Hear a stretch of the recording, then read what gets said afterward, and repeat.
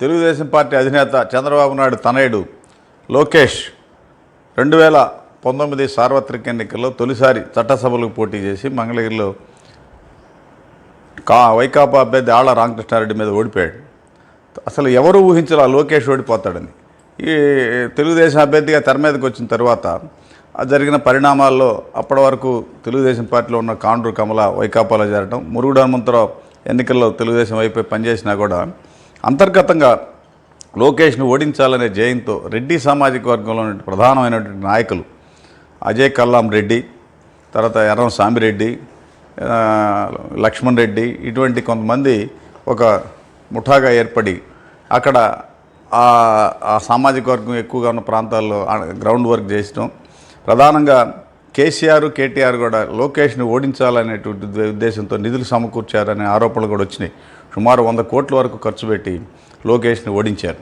అయితే తెలుగుదేశం పార్టీ అంత లోతుగా అభ్యర్థిగా లోకేష్ బరిలో దిగిన తర్వాత సునాయాసంగా గెలుస్తామనే ధీమాతో గ్రౌండ్ వర్క్ పూర్తిగా పసికట్టలేకపోయారు. ఆ తర్వాత జరిగిన పరిణామాల్లో ఓటమి తర్వాత ఓటమిని ఒక ఛాలెంజ్గా తీసుకున్నటువంటి లోకేష్ తిరిగి ఈ 5 ఏళ్లలో సంస్థాగతంగా అక్కడ బలోపేతమయ్యాడు. ఇటువంటి అంశాలను మనం ఈరోజు సమీక్షించుకుందాం. ముందుగా మీరు మా ఛానల్ సబ్స్క్రైబ్ చేయవలసిందిగా కోరుతున్నాం. మంగళగిరి నియోజకవర్గం నవ్యాంధ్రప్రదేశ్ రాజధాని అమరావతి తాడేపల్లి మండలం సచివాలయం వెలగపూడికి ఇటు సమీపంలో ఉంటుంది. ప్రధానంగా లోకేష్ ఆ రోజు మంగళగిరి నియోజకవర్గాన్ని ఎన్నుకోవడంలో కూడా ఒక శాస్త్రీయమైనటువంటి అంశాన్ని తెర మీద తీసుకొచ్చాడు. గతంలో తెలుగుదేశం పార్టీ స్థాపించిన తరువాత మంగళగిరిలో 2 సార్లే తెలుగుదేశం గెలుపొందింది. అది కూడా 83, 85లో మన డాక్టర్ ఎంఎస్ఎస్ కోటేశ్వరరావు అక్కడ తెలుగుదేశం అభ్యర్థికి గెలుపొందాడు. ఉమ్మడి రాష్ట్రంలో వైద్య ఆరోగ్య శాఖ మంత్రిగా పనిచేశాడు. ఎంఎస్ఎస్ కోటేశ్వరరావు 85లో సినీ నటి జమున మీద సునాయాసంగా గెలుపొందాడు. అంటే ఎన్టీఆర్ పార్టీ స్థాపించిన తర్వాత వామపక్షాలతో పొత్తు లేని సమయంలో 83, 85లో గెలుపొందాడు. ఆ తర్వాత ప్రజాస్వామ్య తిరుగుబాటు, నాదెండ్ల భాస్కర్రావు వెన్నుపోటు తర్వాత జరిగిన పరిణామాల్లో వామపక్షాలతో పొత్తు పెట్టుకొని రావాల్సిన సందర్భాల్లో ఆ సీట్ని అట్లా రావాల్సి వచ్చింది. 89లో ఆ నియోజకవర్గాన్ని సిపిఎం కేటాయించి ఎంఎస్ఎస్ కోటేశ్వరరావుని గుంటూరు ఎంపీ అభ్యర్థిగా ఎన్టీ రామారావు మార్చారు.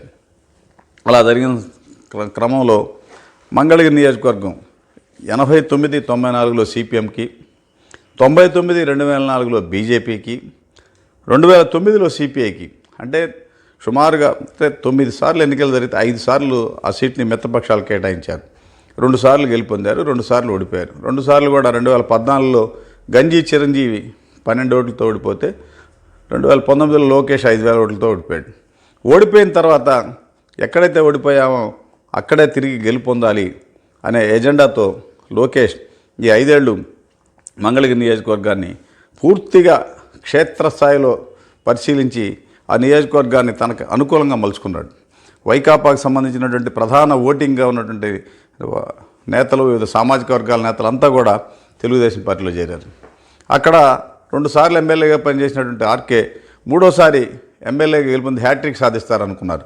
ఎన్నికల ముందే అతనికి సీట్ ఇచ్చే పరిస్థితి లేకపోవడం, పార్టీలోనికి రాజీనామా చేసి షర్మిల ఆయన నాయకత్వంలోని కాంగ్రెస్ పార్టీలో చేరి కాంగ్రెస్ అభ్యర్థి అవుతారనుకున్నారు. 2 నెలలకే మరలా కాంగ్రెస్ నుంచి మరలా వచ్చి వైకాపాలో చేరటం, ఇలా రకరకాలుగా జరిగింది. వైకాపా నేతలు కూడా అటు ముఖ్యమంత్రి కానీ తిరిగి లోకేష్ను ఓడించాలనే దీర్ఘకాలిక ప్రణాళికతో చేనేత వర్గానికి చెందినటువంటి మురుగుడు హనుమంతరావు తెలుగుదేశం పార్టీలో ఉన్నాడు. అప్పట్లో వైకాపాలో ఇంకా సభ్యత్వం తీసుకోకపోయినా కూడా ఆయనకి స్థానిక సంస్థల నుంచి ఎమ్మెల్సీ అవకాశం కల్పించారు. చేనేత వర్గాలని మచ్చిక చేసుకొని తిరిగి ఆర్కే లేదా వైకాపా అభ్యర్థి గెలుపొందాలనే ఉద్దేశంతో కొంత కార్యక్రమం గ్రౌండ్ వర్క్ చేసుకున్న తర్వాత రకరకాల కారణాలతో ఆర్కే పార్టీకి దూరం కావటం, ఇవన్నీ జరుగుతున్న సమయంలోనే ఆర్కే చొరవ తీసుకొని 2014లో తెలుగుదేశం అభ్యర్థిగా ఓడిపోయినటువంటి మున్సిపల్ మాజీ చైర్మన్ గంజి చిరంజీవిని వైకాపాలో చేర్చుకొని రాష్ట్ర ఆప్కాబ్ చైర్మన్ పదవానికి ఇచ్చారు. దాంతో కొంతమంది వైకాపాలో ఉన్నటువంటి సీనియర్ నేతలు మేము ఎప్పటి నుంచో పార్టీలో ఉంటే మమ్మల్ని వదిలేసి మురుగుడు హనుమంతరావు కుటుంబం, గంజి చిరంజీవి కుటుంబాలకే ఫ్యామిలీ పదవులు ఇచ్చుకుంటూ వస్తున్నాడని ఆర్కే మీద కూడా, ఆ పార్టీ నేతల మీద కూడా చాలా పెద్ద ఎత్తున ఆరోపణలు వచ్చినాయి. వాటన్నిటిని అధిగమించారు. ఆర్కేని ఇన్ఛార్జిగా అభ్యర్థిగా కూడా ముందు అనుకున్నారు. రకరకాల కారణాలతో ఆర్కేని పక్కన పెట్టిన తర్వాత గంజి చిరంజీవిని నియోజకవర్గం ఇన్ఛార్జిగా పార్టీ అభ్యర్థిగా ప్రకటించారు. ఇలా సాగుతూ ఉన్న సమయంలో మరలా ఆర్కేని మార్చి ఇప్పుడు అక్కడ మురుగుడు హనుమంతరావు కోడలు అంటే కాండ్రు కమల కుమార్తె లావణ్యం తెర మీద తీసుకొచ్చారు. మురుగుడు లావణ్యను ఇప్పుడు ఇటు లోకేష్ వైకాపా అభ్యర్థిగా లావణ్యం కూడా ప్రకటన అయిపోయింది. వీళ్ళిద్దరి మధ్య పోటీ జరగబోతుంది. లావణ్య మామగారు మురుగుడు హనుమంతరావు 2 సార్లు మంగళగిరి నుంచి ఎమ్మెల్యేగా ఎన్నికై ఉమ్మడి రాష్ట్రంలో మంత్రిగా పనిచేశారు. నవ్యాంధ్రప్రదేశ్లో ఆప్కో తొలి చైర్మన్గా పనిచేశాడు. తల్లి కమల మున్సిపల్ చైర్మన్గా ఎమ్మెల్యేగా పనిచేసింది. ఈ అన్నిటి తనకు కలిసి వస్తాయనే ఉద్దేశంతో ఆమె ధీమాగా ఉంది. మంగళగిరిలో చేనేత వర్గాల ఓట్లు ఎక్కువ ఉన్నాయి, వీళ్ళంతా మాకు మద్దతు ఇస్తారు, గెలిపిస్తారు అనేటువంటి ఆశతో వాళ్ళు ఉన్నారు. ఒకవైపు లోకేష్ ఎక్కడైతే ఓడిపోయాను అక్కడే తిరిగి గెలుపొందాల్సిందే అనే ఎజెండాతో ఈ 5 ఏళ్లలో అక్కడ అన్న క్యాంటీన్లు, స్కిల్ నాలెడ్జ్ సెంటర్లు, హెల్త్ క్యాంపులు, తర్వాత చిన్న చిన్న వ్యాపారులకు తోపుడు బళ్ళు ఉచితంగా ఇట్లా స్వయంగా ప్రభుత్వంతో పని లేకుండా సేవా కార్యక్రమాలు చేపట్టి ముందుకు పోతా ఉన్నాడు. ఎన్నికల్లో దాదాపు 50,000 పైన లోకేష్ మెజార్టీ వస్తుందని చెప్పని కాండ్రు కమల మురుగుడు హనుమంతరావుని వ్యతిరేకించే వైకాపా నేతలు చెప్తా ఉన్నారు. ప్రధానంగా ఆ ప్రాంతంలో 3 రాజధానులు అనే అంశం తెర మీదకి వచ్చిన తర్వాత వైకాపాలో బలంగా ఉన్న రెడ్డి సామాజిక వర్గమే ఈ 3 రాజధాని తరలింపు అనే దాన్ని తీవ్రంగా వ్యతిరేకిస్తూ వచ్చారు. భూములు ఇచ్చిన వాళ్ళు రెడ్డి సామాజిక వర్గం వాళ్ళు కూడా ఉన్నారు. రాజధాని ఇక్కడ నిర్మాణం జరిగింది, పనిచేస్తుంది, సచివాలయం ఇక్కడే పనిచేస్తుంది, హైకోర్టు ఇక్కడే ఉంది, ఇప్పుడు దీన్ని తరలించాల్సిన అవసరం ఏముంది అని వైకాపాలో ఉన్న రెడ్డి సామాజిక వర్గం వాళ్ళు కూడా ప్రశ్నిస్తున్నారు. ఇదే ప్రశ్న ఆర్కే పార్టీ నుంచి బయటకు వచ్చిన తర్వాత నేను ఏమని జనంలో పోవాలా, 3 రాజధానులని పోవాలా, ఏమని పని మనం పోయి ఓట్లు అడుగుతాం అని చెప్పని విలేకరులను ప్రశ్నించిన సందర్భాలు ఉన్నాయి. ఇలా వీటన్నిటిని మనం పరిగణలో తీసుకుంటే ఇప్పటికే ఆడ దుగ్గిరాల, తాడేపల్లి, మంగళగిరి ఈ 3 మండలాల్లో వైకాపాలోని బలమైన నేతలంతా, స్థానిక సంస్థలు, ద్వితీయ శ్రేణి నాయకులంతా కూడా తెలుగుదేశంలో చేరారు. తాడేపల్లి, మంగళగిరి మున్సిపల్ మాజీ చైర్మన్లు తెలుగుదేశంలో చేరారు. తర్వాత కాండ్రు కమల మరిది కాండ్రు శ్రీనివాసరావు మున్సిపల్ చైర్మన్ గతంలో పనిచేశాడు, తెలుగుదేశంలో చేరాడు. ఇలా అనేక మంది, తర్వాత దుగ్గిరాల మార్కెట్ యార్డ్ చైర్మన్గా పనిచేసినటువంటి నేతలంతా కూడా చేరారు. తెలుగుదేశం పార్టీ స్థానిక సంస్థల ఎన్నికల్ని బాయ్కాట్ చేసింది.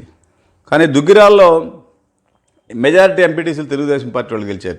బీసీ సామాజిక వర్గంలో ఇక బీసీ మహిళకి మండల ప్రెసిడెంట్ కేటాయిస్తే తెలుగుదేశంలో ఉన్నటువంటి బీసీ మైనారిటీ మహిళకు ఆర్కే అప్పటిన్న కలెక్టర్ని అడ్డం పెట్టుకొని బీసీ సర్టిఫికేట్ రాకుండా అడ్డుకున్నాడు. దాంతో వైకాపా వాళ్ళు ఇప్పుడు ఎంపీపీగా కొనసాగుతున్నారు తప్ప క్షేత్రస్థాయిలో మెజారిటీ లేదు. ఇలా ఈ పరిస్థితులన్నీ ఉంటే వీటన్నిటినీ లోకేష్ సునాయాసంగా అధిగమించి ముందుకు పోతా ఉన్నాడు. ఎక్కడైతే ఓడిపోయానో అక్కడే గెలుపొందాల్సిందే అనే పట్టుదలతో లోకేష్ ముందుకు పోయాడు. మంగళగిరిలో 2019లో ఓడిపోయిన తర్వాత 24 సార్వత్రిక ఎన్నికల నాటికి లోకేష్ హిందూపురంలో పోటీ చేస్తాడా, గుడివాడలో పోటీ చేస్తాడా, పెనమలూరులో పోటీ చేస్తాడా, ఇట్లా ప్రతి చోట అక్కడ చేస్తాడు, ఇక్కడ చేస్తాడు. కొంతమంది గుంటూరు పశ్చిమలో కూడా చేస్తాడు మద్దాలగిరి పోయిన తర్వాత అని కూడా అనుకున్నారు. ఎన్ని అనుకున్నా కూడా లోకేష్ మాత్రం తాను పోటీ చేసేది మంగళగిరే, అక్కడే గెలుపొందుతానని చెప్పని పట్టుదలతో సవాల్ చేస్తా ముందుకు వచ్చాడు. ఇప్పుడు ఇటీవల మంగళగిరిలో బీసీ సదస్సు జరిగితే మన ప్రభుత్వ అధికారంలోకి వచ్చే ఇక్కడ అందరికీ ఇళ్ల పట్టాలు ఇవాళ ఇటువంటి సమస్యలు ఉన్నాయని చెప్పి చంద్రబాబు నాయుడు సమక్షంలోనే ఈ మీటింగ్ మంగళగిరి నియోజకవర్గంలో పెట్టారు. ఇక్కడ నేను అభ్యర్థిగా మిమ్మల్ని కోరుతున్నాను, ఈ పనులన్నీ చేసి పెట్టాలని ఎజెండాని చంద్రబాబు ముందు ఉంచారు. ఇలా రకరకాలుగా లోకేష్ దూసుకుపోతున్నాడు. మంగళగిరి నియోజకవర్గంలో తెలుగుదేశం పార్టీ ఎంఎస్ఎస్ కోటేశ్వరరావుకి 2 సార్లు ఎమ్మెల్యే పదవి, మంత్రి పదవి అవకాశం కల్పించింది.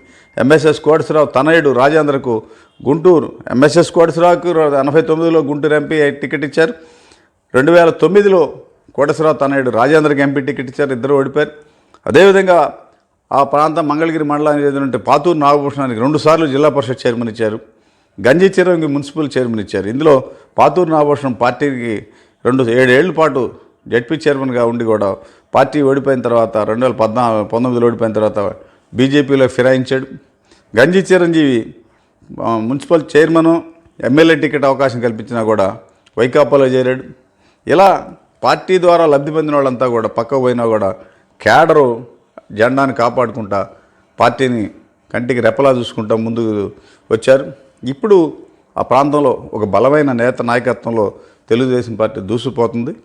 ఇప్పటికే రకరకాల కారణాలతో రాజధాని తరలింపనే అంశంతో వైకాపా తీవ్ర వ్యతిరేకతని మూటగట్టుకుంది. తాడికొండ, మంగళగిరి ప్రాంతాల్లో తెలుగుదేశం పార్టీ, ఆ పార్టీ అధినేత అటు విజయవాడ, గుంటూరు, మంగళగిరి నేషనల్ హైవే, జాతీయ రహదారి, నాగార్జున యూనివర్సిటీ, ఇటు ఎన్ఆర్ఐ మెడికల్ కాలేజీ, ఇటు ఓల్డ్ అమరావతి, గుంటూరు తాడికొండ రోడ్డు మధ్య రాజధాని వస్తే హైదరాబాదు, సికింద్రాబాద్ జంట నగరాలుగా ఇటు గుంటూరు, విజయవాడ మధ్య రాజధాని ఉంటే ఓ పెద్ద రాజధానిగా ఉంటుంది. ఆదాయ వనరులు పెరుగుతాయి. హైదరాబాదుకు ధీటుగా రాజధాని ఇక్కడ ఆర్థిక వనరులు సమకూరుద్ది. అటు Vijayawada railway station, Guntur railway station, Gannavaram విమానాశ్రయం ఇవన్నీ కనెక్టివిటీగా ఉంటే మౌలిక వసతులు త్వరగా అభివృద్ధి అవుతాయి అనే ఉద్దేశంతో రాజధాని పెడితే జగన్ చంద్రబాబు నాయుడు పెట్టిన రాజధాని మనం ఎందుకు డెవలప్ చేయాలా అనేటువంటి ఎజెండాతో 3 రాజధానులు తీసుకొచ్చిన తర్వాత తాడేపల్లి, మంగళగిరి ఆ ప్రాంతాలు, ఇటు తుళ్ళూరు, తాడికొండ ఈ ప్రాంతాల్లో ఉన్న వైకాపా రెడ్డి సామాజిక వర్గం వాళ్ళు కూడా రాజధాని అంశంలో చంద్రబాబునే సమర్థిస్తూ ఉన్నారు. ఇందులో ఇప్పుడు మరలా జగన్ గెలిస్తే రాజధాని పోద్ది అనే ఫీలింగ్లో వాళ్ళు ఉండటంతో ఎట్టి పరిస్థితుల్లో లోకేష్ను గెలిపించుకోవాలి అనే భావంతోనే ముందుకు పోతున్నారు. ఒకవైపు వైకాపా 3 సార్లు 3 అభ్యర్థులను తెర మీద తీసుకొచ్చింది. లోకేష్కి ధీటైన అభ్యర్థి దొరకకపోవడంతో ఈ వ్యవహారాలు నడుస్తున్నాయని ప్రజలు భావిస్తూ ఉన్నారు. ఏదైనా మంగళగిరిలో లోకేష్ సుమారు 50,000 పైన మెజారిటీతో గెలిచే అవకాశాలు ఉన్నాయి.